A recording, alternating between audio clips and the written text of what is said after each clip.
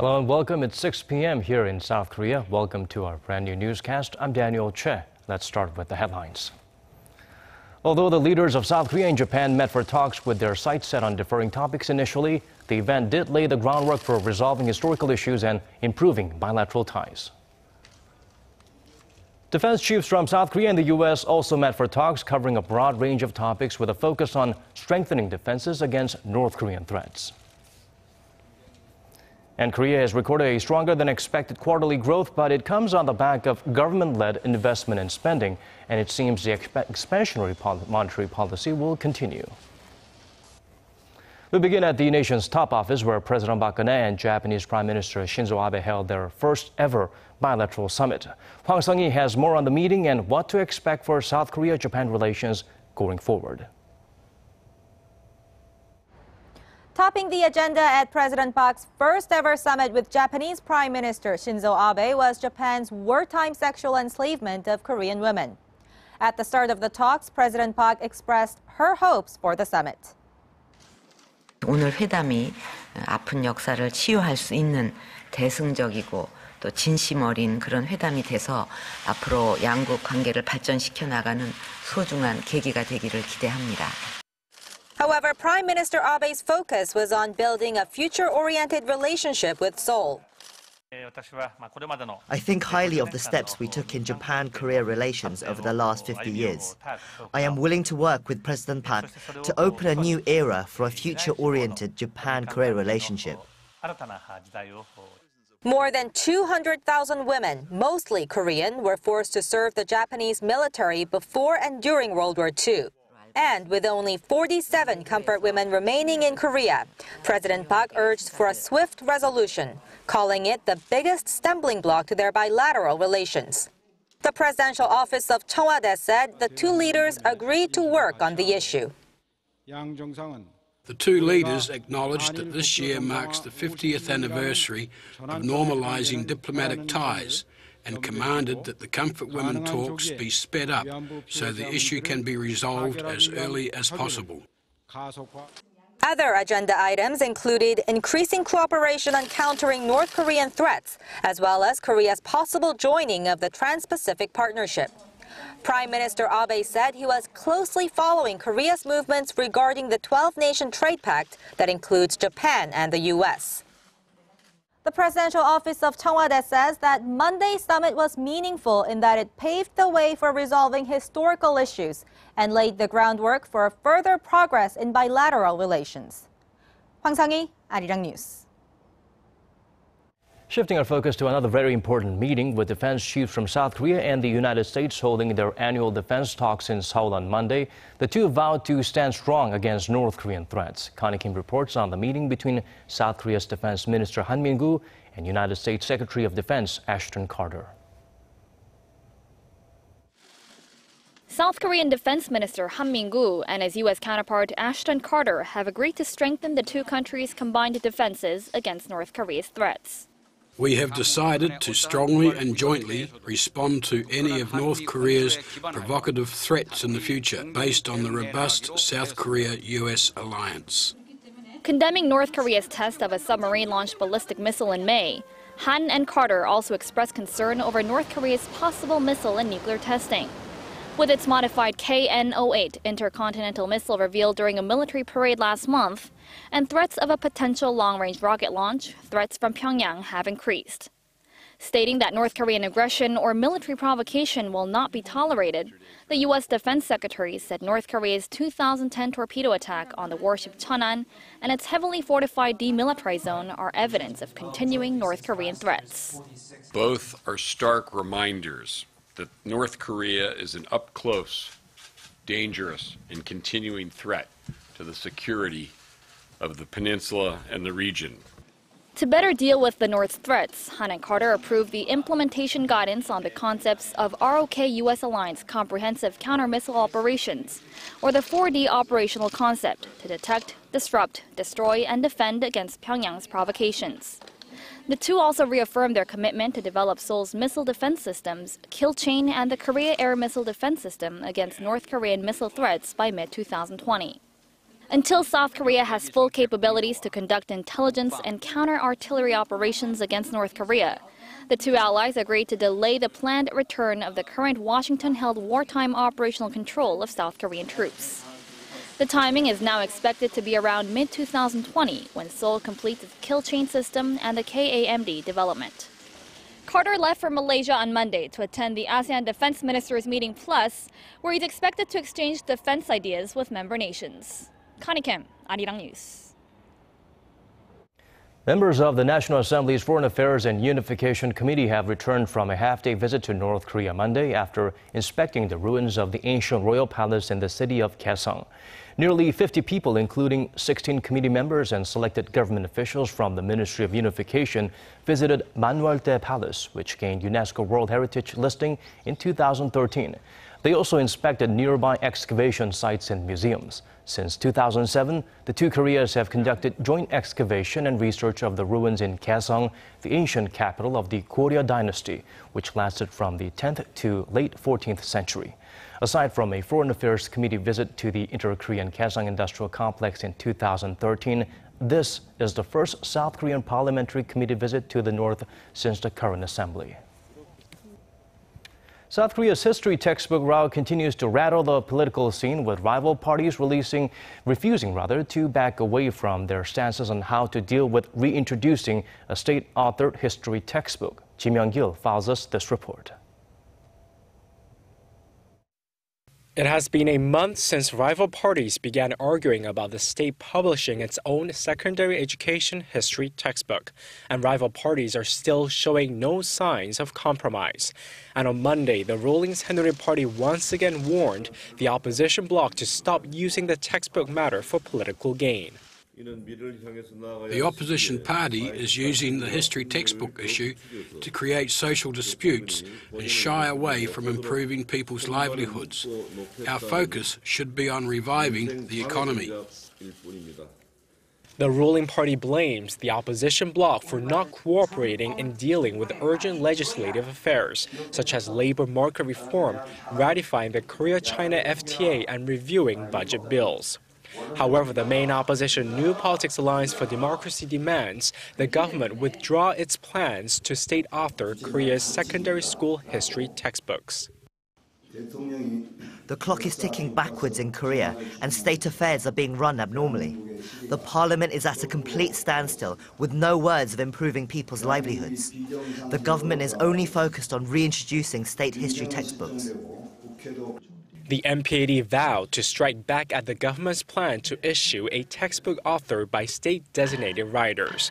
As part of the MPAD's all-out war against the administration, rival parties have clashed during National Assembly's Budget Committee over the already allocated $4 million reserve funds for history textbooks. Although the plan does not require parliamentary approval to implement the bill, the government must seek endorsement to spend taxpayers' money on the estimated $8.7 million publishing cost. Amid the continued wrangling, the Education Ministry is, within this week, expected to announce that it will go ahead with publishing a state-authored history textbook. Kim Young-gil, Arirang News. Despite a stronger than expected quarterly growth in the July to September period, Korea is likely to stick with its expansionary monetary policy. According to Hwang Sung-hee, this is because government spending seems to be the only card left to rev up export-driven economy facing sluggish global demand. Korea's finance ministry says government-led investment and spending boosted the country's third-quarter growth by up to 1 percentage point. Considering Korea's growth expanded 1.2% in the 3 months from the previous quarter, it was mainly extra government money that led the strongest quarterly growth since 2010. Between July and September, over 66% of the government's supplementary budget was expended. Korea's traditional growth engine exports, however, dragged third-quarter growth down by 0.7 percentage points. And with global demand showing little sign of picking up pace due to China's slowing economy, the government plans to maintain its expansionary policy for the time being. But concerns linger over Korea's fiscal health. While the finance ministry claims that Korea cannot just sit and talk about fiscal soundness when all other countries like Japan are in an expansionary mode, the expanded budget will increase the country's overall sovereign debt to over 40% of GDP next year, pushing it to a record high. Still, the debt ratio is relatively low compared to other OECD nations, with the average standing at over 110%. In a recent report, the IMF suggested Korea prop up its ailing economy through budget expansion, while adding its fiscal health as the world's second strongest behind Norway. Hwang Sung-hee, Arirang News. Moving on, for the average worker in Korea, it seems life is too much about work and very little play. A new OECD report shows Koreans work the second longest hours in the world, trailing behind Mexico, which topped that list. Shinzo looks beyond the numbers. 2,124 hours. That's how many hours the average Korean worked last year. It includes salaried, self-employed, and part-time workers. OECD statistics show that Koreans worked the second longest hours among 34 member nations, much higher than countries like the US, Japan, and Germany, which worked the least hours. For many in Korea, annual working hours are considerably higher than the OECD average of 1,770 hours. Doing the math, that's 6.8 extra hours per week. Compared to Germans, Koreans worked 1.6 times longer. On top of this, Korea's labor ministry said that workers only used 61% of their annual leave, just 7 days of vacation. Peer pressure among workers plays a big role. It's difficult getting off work on time, even using all my vacation days. And the government's flexible, selective working hour system, designed to benefit working moms and seniors, hasn't been as effective as hoped for. As a mum, I don't use the selective working hour system because it puts a burden on my colleagues, which in turn puts me in a difficult position. Slow economic recovery has also forced many self-employed to work late into the night. I work 19 hours on average, the longest I've ever worked in 12 years of my self-employment. The ambiguity of tasks and work responsibilities that are often intertwined have been pinpointed as some of the underlying problems. Increasing the level of part-time workers, which currently stands at 11%, can help cut hours and change the social perception about work environments. Experts add that full implementation of the simplified wage system that focuses on base salary and job performance is also a way to cut down on long working hours. Shin, Arirang News. The average sales price of an imported car in Korea has reached a 5-year high, exceeding $55,000. The Korea Automobile Importer and Dealer Association attributes the increase to a surge in demand for high-end cars costing more than 100 million won or $88,000 each. Almost 180,000 imported cars were sold in Korea in the first 9 months of the year, an on-year jump of more than 58%. The average unit price for importers and dealers is around $30,000, a gap of roughly $25,000. Industry watchers blame Korea's skewed distribution channels for the excessive margin for imported cars. Audi Volkswagen Korea says it will begin recalls early next year of models affected by an airbag defect. This is separate from the emissions rigging scandal that has rocked the German auto giant.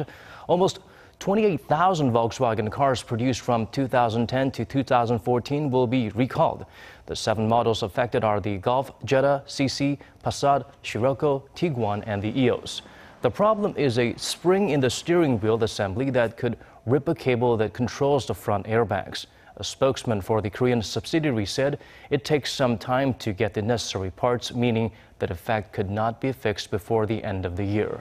The company says there have been no reports of accidents or injuries resulting from that defect. Investigators have begun examining the two black boxes from a Russian passenger plane that crashed in Egypt, killing all 224 people on board, including 17 children.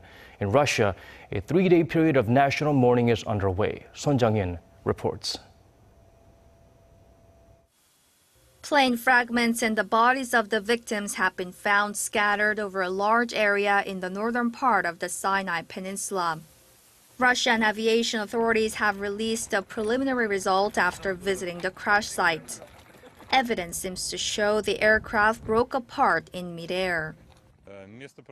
The site of the crash occupies a very large territory, more than 20 square kilometers.